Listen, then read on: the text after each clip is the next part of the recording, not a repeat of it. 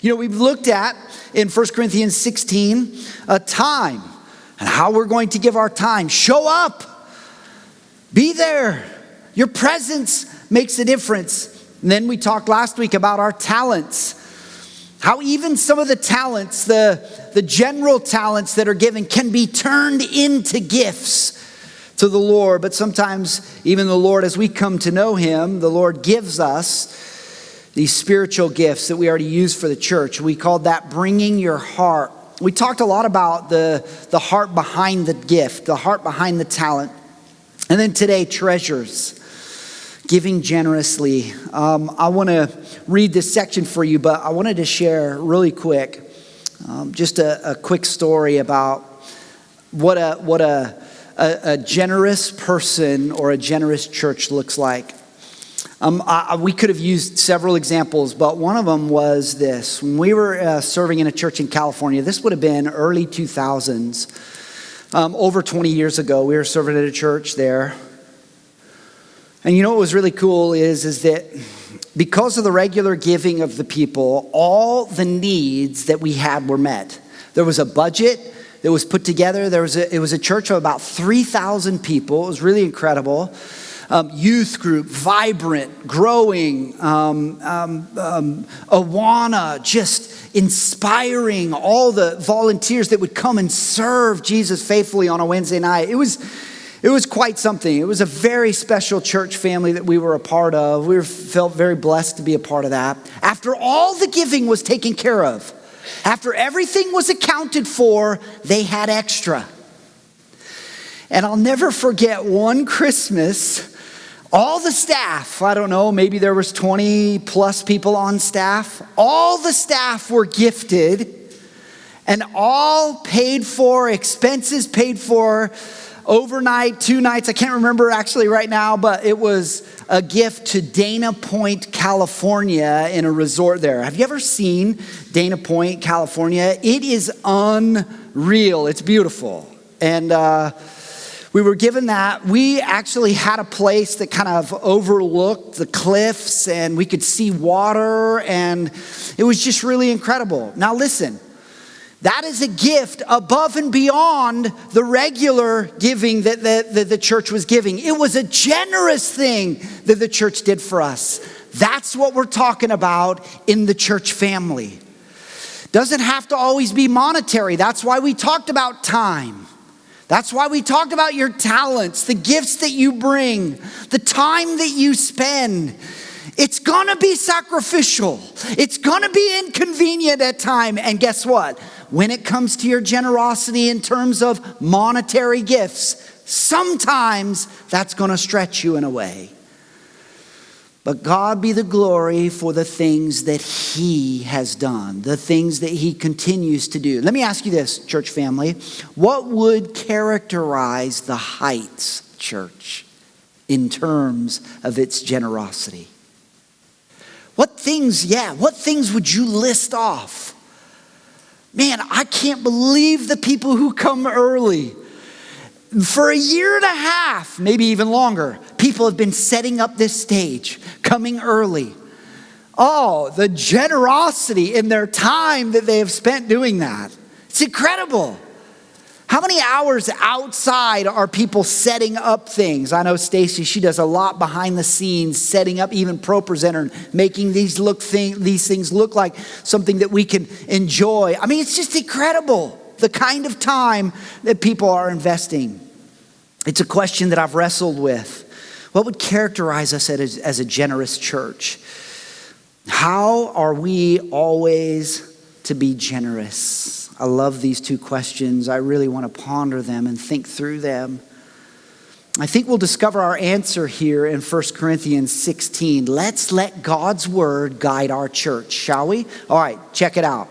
Now, concerning the collection, verse 1 of the saints, this is the passage we'll be in today. As I directed the churches of Galatia, so you are also to do.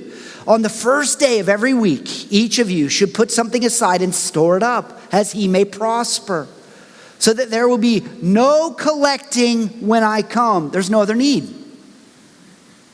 We have enough. And when I arrive, I will send those whom you credit by letter to carry your gift to Jerusalem. If it seems advisable that I should go also, they will accompany me. I want to read the rest of it so that we capture the time and the talents. Look at what continues to happen. I will visit you after passing through Macedonia, and I intend to pass through Macedonia, and perhaps I will stay with you or even spend the winter, so that you may help me on my journey wherever I go. For I do not want to see you now just in passing. I hope to spend some time with you if the Lord permits. But I will stay at Ephesus until Pentecost, for a wide door for effective work has been opened to me. There are many adversaries. You can just hear Paul saying, pray for me, pray for us. When Timothy comes, see that you put him at ease among you. For he is doing the work of the Lord as I am. So let no one despise him. Help him on his way in peace, that he may return to me, for I'm expecting him with the brothers. Now, last week's passage. Now, concerning our brother Apollos, I strongly urged him. So whenever he says now concerning, he's talking about something that they've previously asked him about.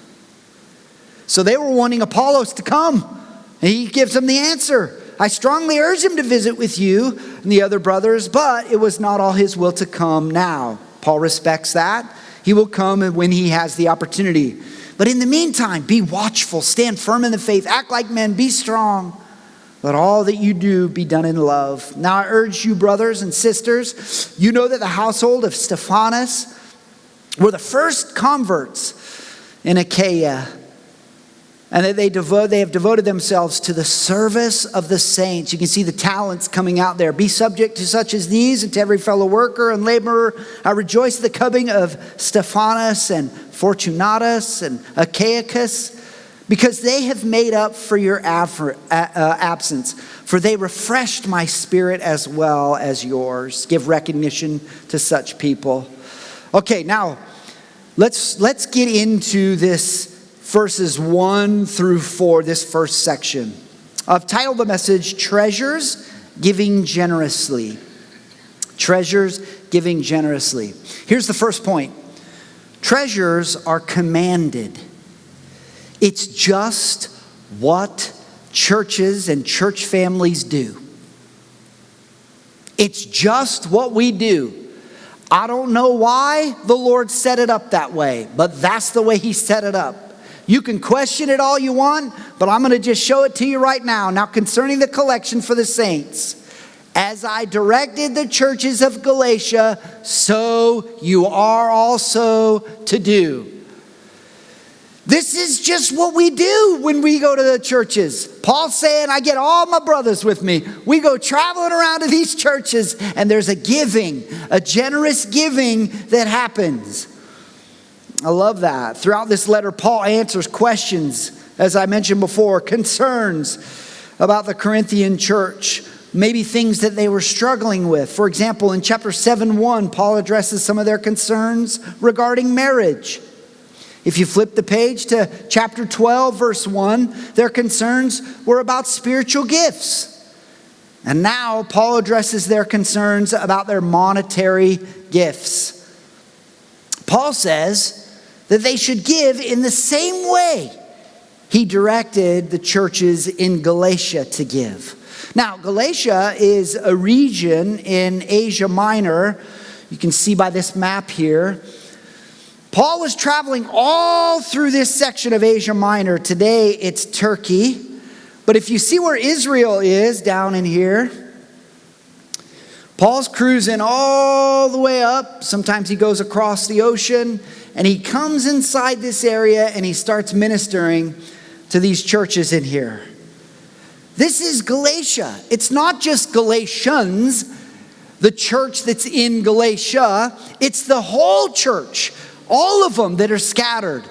The groups that are meeting in homes, where their hearts are directed and eyes geared towards Jesus Christ. This is what he wants them to do. I want you to give.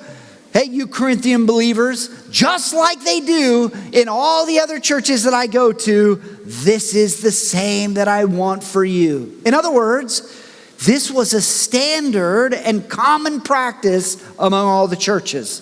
You see, our richness is a reflection of his richness. What we give is because we've first been given.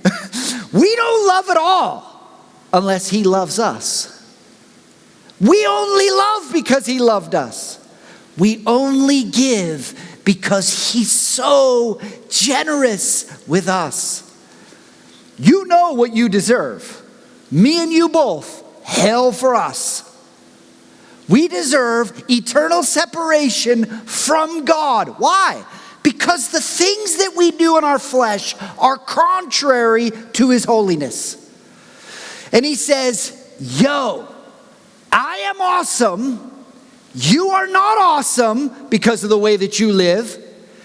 But I'm going to cover you with my blood. We talk all about this in Hebrews. And my righteousness like a blanket over your soul. That you might come into my riches. Because of that, you give. You give of your time. You give of your talent. I'm going to give you actually spiritual gifts. I'm going to blow on you the Spirit of God. And you will have gifts that will bless each other. Use them for each other. And then I'm going to give you some resources that you are going to bless one another with. It's a beautiful thing. This is why we do it. In fact, you know that the New Testament doesn't know of a church that isn't generous.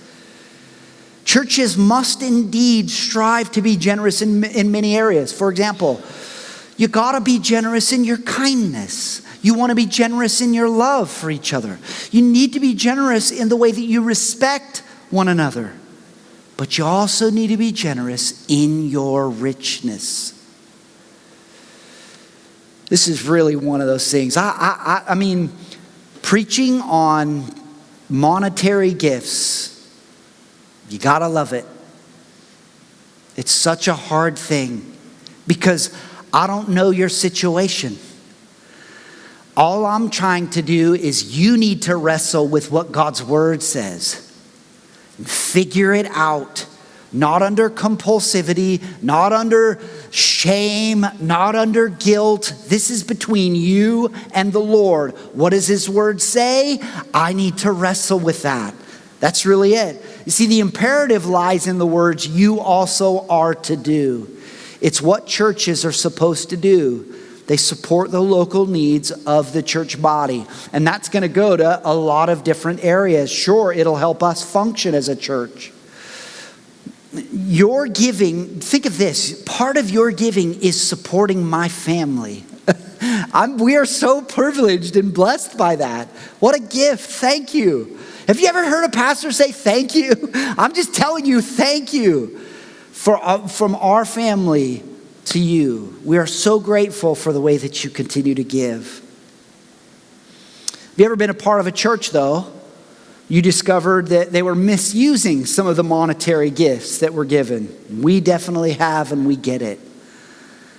But you know what's amazing about verses like this that help us? Listen to this. There isn't a qualifier.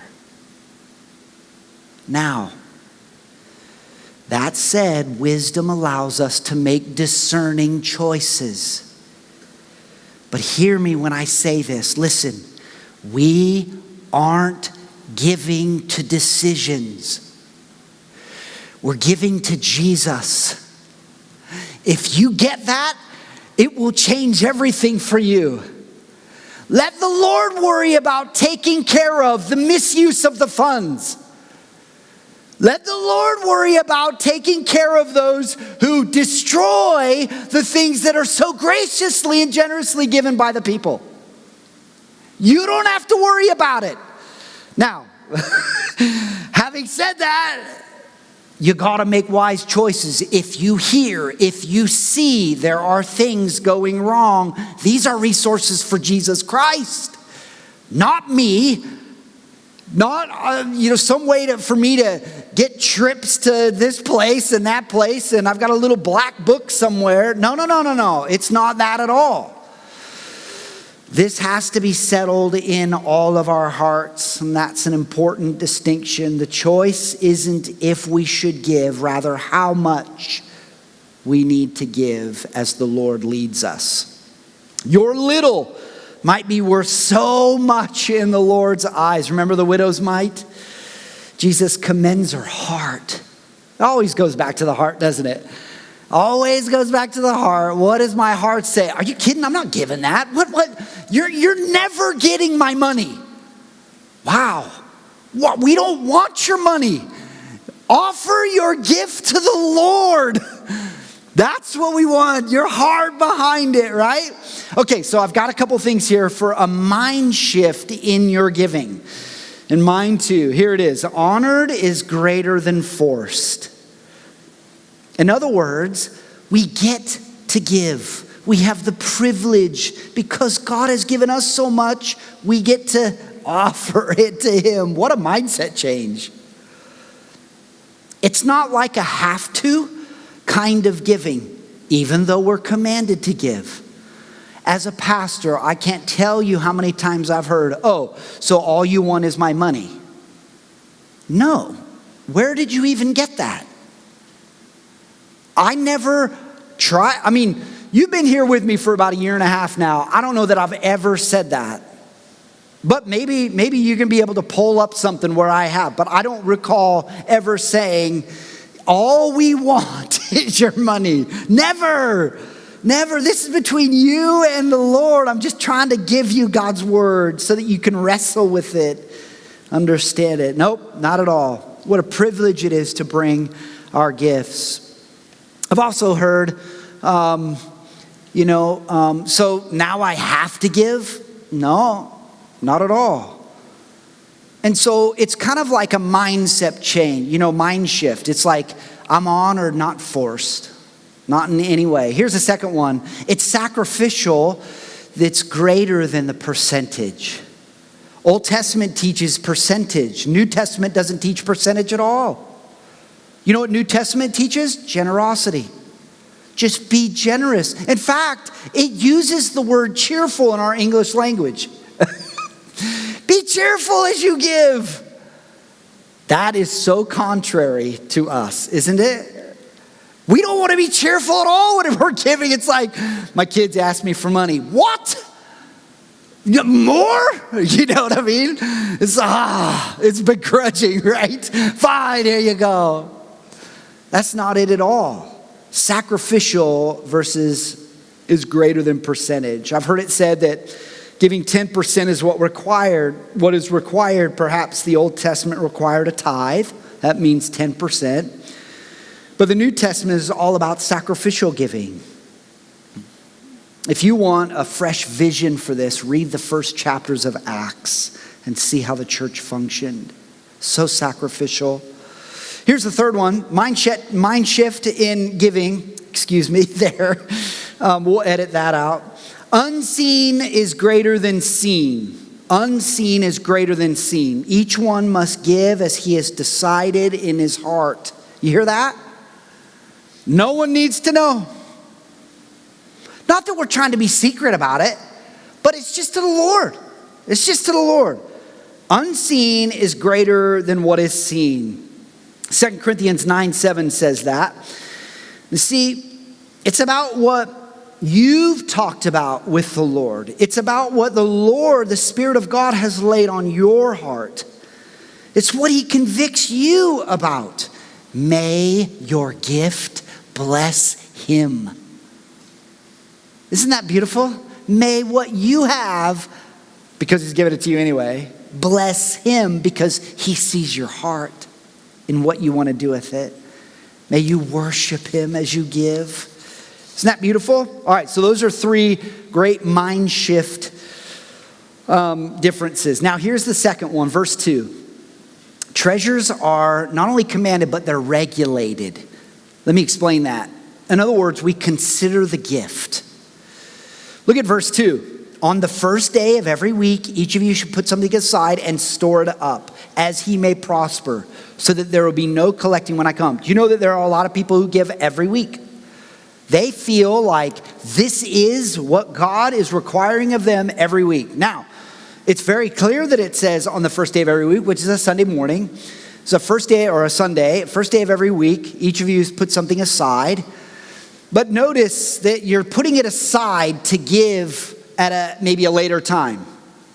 I think it's really interesting that it's regulated, but it doesn't mean every week. What it means is it's regular. It's consistent. I've talked to you about this before. On our giving app, this is so cool that we have the technology for this, but on our giving app, you can put reoccurring. You know that it's coming out every single time. And whenever you can set that regular reoccurring. I think it's great. And also there's a little toggle down there that you can say, hey, take care of the charges, the 30% for the ACH or whatever the charges is for a credit card. And you can cover that balance as well. So that all the resources that you've designated, that God's laid on your heart, go straight to our church. It's got to be regulated. Paul writes again to the Corinthian church in his second letter saying, not to give under compulsion, rather be preemptive in your giving. Think about it. Consider the gift. This isn't merely suggestive. It is to be given serious consideration, just like my time, just like my talents, just like my giving. Even though we're not under the law, under the giving requirements of the old covenant, there's a principle that we can extrapolate in Deuteronomy 26:10. Listen to this verse. And behold, now I bring the first fruit of the ground, which you, O Lord, have given me. This is something that God told Moses that every time they're bringing their gift, they should recite this. And you shall set it down before the Lord your God and worship before the Lord your God. You see, while we're not bringing baskets of fruit, that's the context, to the Lord in the Levitical system way, the New Testament command establishes that we are still bringing our treasures to the church. Moses has them recite this before the priest. Every time they brought that basket of fruit up, they would recite this. This is what the Lord has given me. Oh, how I worship you. I'm going to lay this treasure down before you. See, Paul now gives them specifics. This should be done every week, meaning it's something we should be doing on a regular basis. And don't miss this final point. This is really important. Did you catch it? Giving is proportional to prospering. As he may prosper. That's a good lesson for us. Have you ever heard of the idea that you can't outgive God? My great-grandma, she was a woman by the name of Lyra Clark. Lyra. Have you ever heard of that name before? Lyra. Lyra Clark. She died at 93 years old when I was still in college. And don't even get me started on how long college was for me ago. A long time. Oh, my grandma, I think she is the reason why there are so many in our family who love Jesus. Grandmas in here, great grandmas, be faithful. Mothers, be faithful. Someday you're going to be a grandma and you've got to pray. You have to pray for your kids, your grandkids. They might come to know you. Jesus Christ. You know what she shared with me? Every year she used to give every one of her grandchildren, her great-grandchildren, her great-great-grandchildren $15 for their birthday. I remember getting those checks with a card and a $15 check on my birthday. April 30th, don't forget it. April 30th. Do you know what? I'll never forget what she said to me back then. Jason,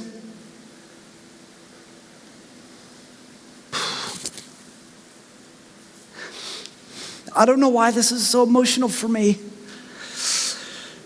So sweet. Jason, the Lord always gives me just enough to give away. And he always returns back to my account exactly what I gave away. What? I never even understood what she was saying back then. You can't outgive the Lord. If he lays it on your heart, do it. He will restore to you what you need. It may not come back in a monetary gift. It might come back in grace in another way. I've never forgotten that story that she told. Here, considering the gift tips. Number 1, start today. If you know it's a command, what is there to pray about other than what the Lord leads you in? I don't know how simpler I can say that. And I love this. There's no age restriction given either, you young bucks. There's no age restriction given. Isn't that incredible? If you have a job or you get an allowance or something, give a portion to the Lord. Learn that discipline. Grow in that honor rather than being forced. Here's the second. Consider the gift tips. Start today. Sacrificially felt. Stretch yourself. I talked a little bit about this and begin working on what does it mean for it to be a sacrifice. Think of the widow's mite.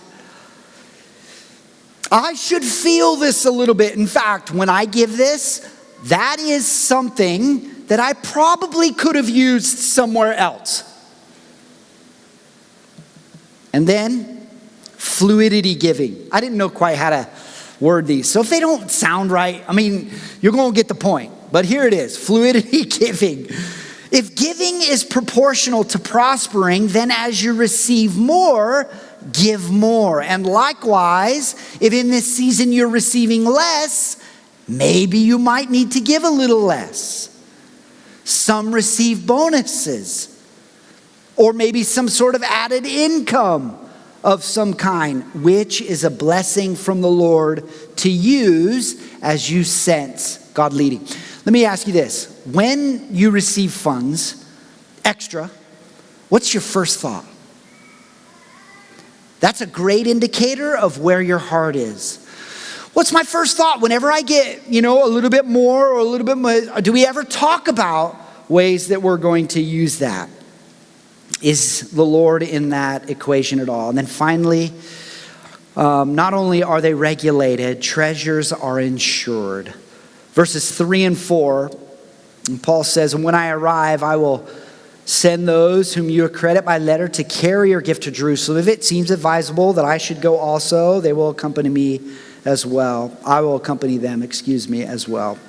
So, insured, it must become a non-negotiable for you. Make this a non-negotiable in your walk with Jesus and your partnership with his church. Start with the church and work your way outward.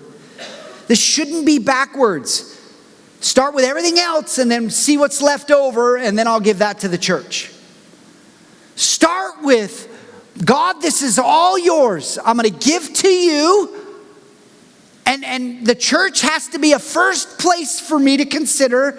And then all the extra things that I have, my bills, and maybe there's someone that I want to support, or maybe there's an organization that we want to consider giving to. That would be awesome as well. Think of it like this. I've put this on the screen here. I think it might be up on the screen here. Perfect. Contributions to the Lord are...